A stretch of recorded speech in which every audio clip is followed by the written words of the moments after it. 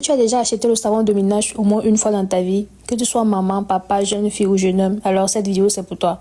Ça c'est mon cadeau de Noël et de fin d'année parce que cette formulation là, elle est payante, mais je vais te la donner gratuitement. Je vais te montrer comment tu peux fabriquer ce savon là, savon de ménage transparent. Plus encore, je vais te dire comment tu peux faire pour commercialiser et lancer ton business avec.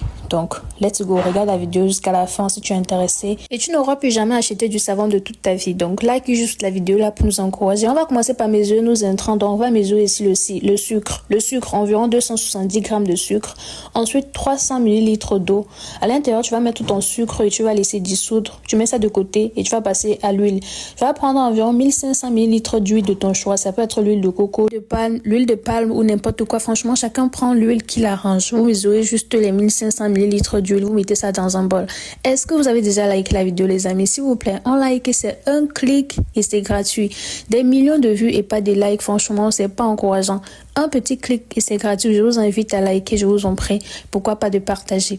Merci d'avance. Donc, on va passer à la mesure de la soude caustique.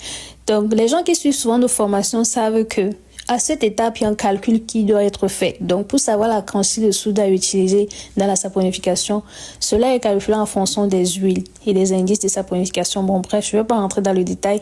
Sinon, ici, on a 300 grammes de soude caustique. C'est tout ce que vous avez à retenir pour cette formulation. Mesurez juste 1500 ml d'huile et 300 grammes de soude caustique.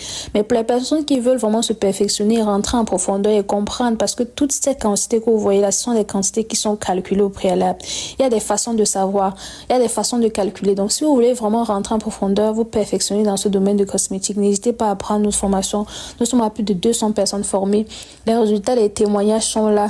Si vous voulez apprendre à fabriquer de manière professionnelle, que ce soit avec des formules chimiques ou naturelles, comment faire des crèmes, des savons, des gels douche, des lotions et tout ça là, franchement, prenez rapidement au numéro.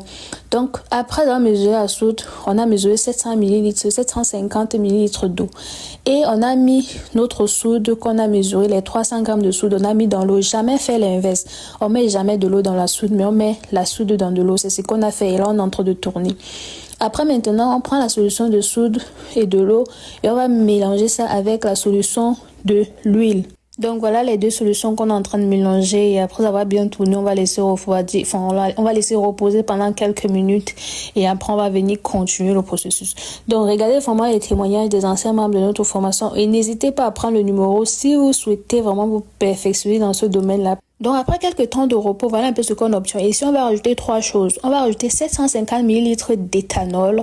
On va rajouter de la glycérine végétale, environ 150 ml. Et on va rajouter notre solution de sucre qu'on